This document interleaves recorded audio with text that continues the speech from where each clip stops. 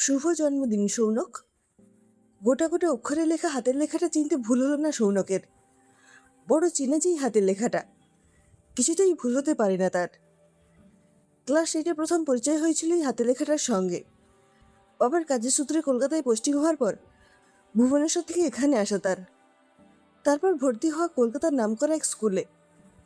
ও যখন ভর্তি হলো তখন ইতিমধ্যে সেশনের 3.5 মাস পেরিয়ে গেছে। আর মাস দেড়েক পর হাফ ইয়ারলি পরীক্ষা, অর্ধেকের বেশি সিলেবাস শেষ। তখন মাথায় হাত সৌনকের। একই নতুন স্কুল, নতুন পরিবেশ, তার উপর এখানকার কেউ আগের পড়া ঠিকঠাক দিতেই চায় না। কি করে পাশ করবে সে? যেখানে ভুবনেশ্বরে যে স্কুলে পড়তো সেখানে সে প্রতি বছর প্রথম হতো। শেষমেশ তার মা গিয়ে কথা বললেন ক্লাস টিচারের সঙ্গে। তারপর ম্যাম পুরো বিষয়টা জানতে পেরে পৃথাকেই বললেন সৌনককে আগের পড়াগুলো দিয়ে সাহায্য করার জন্য। যদিও পৃথা হাবিভাবে বুঝিয়ে দিত সে দিতে নারাজ, তবুও বাধ্য হচ্ছে দিতে। এমন করে দিন যেতে যেতে দুজনের মধ্যে একটা বন্ধুত্বের সম্পর্ক তৈরি হয়। তারপর তো পরিণত হয় ভালোবাসায়। সবই ঠিকঠাক চলছিল, কিন্তু হঠাৎ করে ক্লাস 11-এ পড়ার সময় একটা অ্যাক্সিডেন্টে পৃথার বাবা মারা যান। তার মায়ের পক্ষে সংসার চালিয়ে বেসরকারি স্কুলে অতিরিক্ত বেতন জোগাড় করা দায় হয়ে পড়ে। তাই বাধ্য হয়ে স্কুল ছাড়তে হয় তাকে। পরে যদি একটা সরকারি বাংলা মিডিয়াম স্কুলে ভর্তি হয়েছিল ও, কিন্তু ট্রেনে উঠতে পারেনি। ইংরেজি মাধ্যমে এতগুলো বছর পড়ার পর এক ঝটকায় সমস্ত বিষয় বাংলাতে পড়া তার পক্ষে সম্ভব হচ্ছিল না। তবু বহু কষ্টে উচ্চ মাধ্যমিকটা দেওয়ার পর রেজাল্ট তেমন ভালো না হয় বাধ্য হয়ে পড়াশোনাটা ছেড়ে দেয় সে। তারপর বাড়িতে ছোট ছোট বাচ্চাদের আঁকা শিখিয়ে মাকে সাহায্য করতে থাকে আর অপেক্ষা করতে থাকে সৌনকে নিজের পায়ে দাঁড়ানোর জন্য। বেশ ছিল তখনকার দিনগুলো। মনে পড়তে সৌনকের ঠোঁটের কোণে ফুটে উঠল এক ফালি হাসি। সারা সপ্তাহ কলেজ শেষে শনিবার বিকেলে দেখা করতো ওরা। পাড়ার কেষ্টতার দোকানে চা খেত সৌনক, আর তার পাশে বসা ফুচকা কাকুটার কাছ থেকে ফুচকা খেত পৃথা। পৃথা দিত চায়ের দাম আর সৌনক ফুচকার। এমনি করে নানান ঘাত প্রতিঘাত, ভালো লাগা মন্দ লাগা, মিলন বিরহ, সুখ দুঃখ পেরিয়ে একদিন ওদের 4 হাত এক হয়। বেশ কাটছিল তাদের সংসার। পৃথার প্রথম দিন থেকে পাকা গৃহিণীর মতো সংসারের হালখানা ধরেছিল। হয়তো বাবা মারা যাওয়ার পর অভাবের সংসারে কিভাবে চলতে হয় বেশ ভালোভাবে শিখে গিয়েছিল সে তার মায়ের কাছ থেকেই। বেশি অপচয় পছন্দ করতো না সে। শপিংয়ে গেলে বেছে বেছে কম দামি জিনিসগুলোই কিনত। প্রথম প্রথম খুব খারাপ লাগলেও পরে তা বিরক্তির কারণ হয়ে উঠেছিল সৌনকের কাছে। না থাকতে ওসব করতে ঠিক আছে, কিন্তু থাকতে ওসব করা একেবারে ঠিক লাগে না তার কাছে। কিন্তু পৃথার ওই গুণটা সৌনকের ভালো না লাগলেও ওর মা বাবার মন জয় করে নিয়েছিল। তারাও তো একসময় প্রায় শূন্য থেকে উঠে এসেছেন, তাই এমন লক্ষ্মীমন্ত সঞ্চয়ী বোমা পেয়ে বেশ খুশি তারা। কিন্তু বাদ সাধল সেদিন, যেদিন সৌনকের মুখ ফসকে বেরিয়ে পড়েছিল সেই কথাটা, নিজে তো কিছু ইনকাম করো না, সারাদিন বাড়ি বসে থাকো, আমার রক্ত জল করা উপার্জনের টাকা আমার জন্য খরচ করতে তো গায়ে লাগে তোমার। কি করবে অত টাকা নিয়ে শুনি?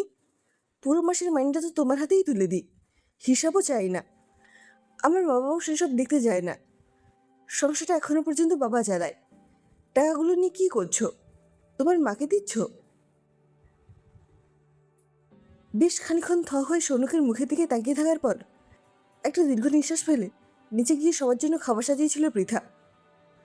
খাবার টেবিলে খাওয়া দাওয়া শেষে রোজগারের মতো রান্নাঘর গুছিয়ে গিয়েছিল নিজের ঘরে। সৌনক ঘুমের ভান করে শুয়েছিল অন্যদিক ফিরে। তখন তার মধ্যে রাগ কাজ করছিল। ভাবছিল বিয়ের পর প্রথম জন্মদিন আমার ওর সঙ্গে, কোনো উৎফুল্লতা নেই ওর মধ্যে। গত বছর পর্যন্ত মা বাবির সঙ্গে রেস্টুরেন্টে গিয়েছি ডিনার করতে, আর ও কি করলো? বাড়িতে বিরিয়ানি আর পায়েস বানালো। কি ক্ষতি হতো বাইরে খেতে গেলে? খরচের ভয় বাইরে যাওয়াটাও এড়িয়ে গেল। এই তো সেদিন অফিস কলিগ মৃগাঙ্গতার জন্মদিন গেল। ওর ওয়াইফ ওকে গোল্ড ব্রেসলেট গিফট করেছে। বৌদিও তো হাউস ওয়াইফ, মৃগাঙ্গতার টাকাতেই উপহার কিনে দিয়েছে। এমনও তো কিছু একটা দিতে পারতো আমায়। কি করলো? একটা সাদা পাঞ্জাবিতে কটা কলকা এঁকে দিয়েছে। গিফটের কি ছিঁড়ি! ভাবতে ভাবতে কখন যে দু চোখ বুঝে এসেছিল টেরই পায়নি সে। ঘুম ভেঙে ঘড়ির দিকে তাকাতে দেখলো 9টা বাজে। তড়িঘড়ি নিচে নেমে দুটো মুখে গুজে দৌড়েছিল অফিস। সারাদিনে একবারও কথা হয়নি পৃথার সাথে। প্রত্যেকদিন দুপুরবেলা নিয়ম করে ফোন করে পৃথা তাকে, কিন্তু সেদিন করেনি। সৌনকের করা হয়নি কাজের চাপে, আর কিছুটা অভিমানে। সুধাতে বাড়ি ফিরে সারা ঘরময় খুঁজে পাওয়া যায়নি তাকে। মা বাবিও বলতে পারেনি ও কখন বেরিয়ে গেছে। তারপর হতাশ হয়ে নিজের ঘরে গিয়ে দেখতে পায় বিছানার উপর পড়ে আছে একটা হিসেবের ডায়েরি আর একটা ব্যাংকের পাসবুক। নিজের ভুলটা বুঝতে পেরে ফোন করে সৌনক, বলে তাকে ফেরার কথা, কিন্তু সে নারাজ হয়। এক পর্যায়ে সৌনকের এগোটাও বেড়ে যায়। ভাবে থাক, ওর আত্মসম্মান নিয়ে কি সেটা তো জেদর। আজ প্রায় 3 বছর অতিক্রান্ত। কালের নিয়মে পৃথা অনেকটা ঝাপসা হয়ে গেছে সৌনকের হৃদয় থেকে। এখন তার হৃদয়ে বাস করে তারই অফিস কলিগ সিনচিনি, যেমন স্মার্ট তেমন ওপেন মাইন্ডেড, একেবারে সৌনকের মনের মতো। এটাও সিনচিনির সঙ্গে প্রথম জন্মদিন পালন সৌনকের।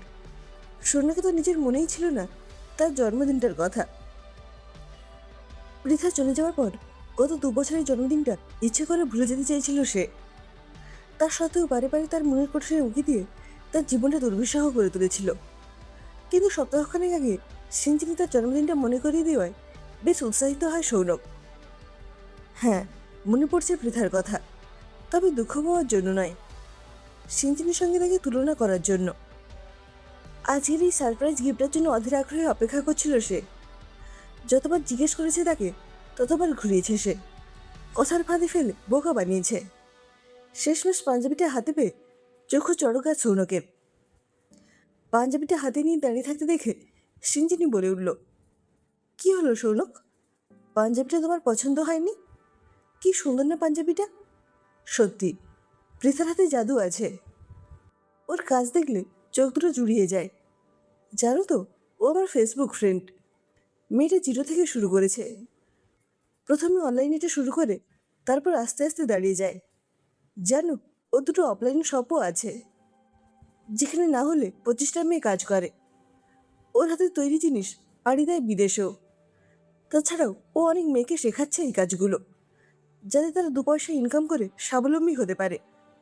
শুধু একটাই দুঃখ, জানো, ওর ভালোবাসার মানুষটা ওকে বুঝলো না, ওর কদর করলো না। আমি চাই ওর মনের মতো কাউকে খুঁজে পাক, যে ওকে বুঝবে, ওর কাজের কদর করবে।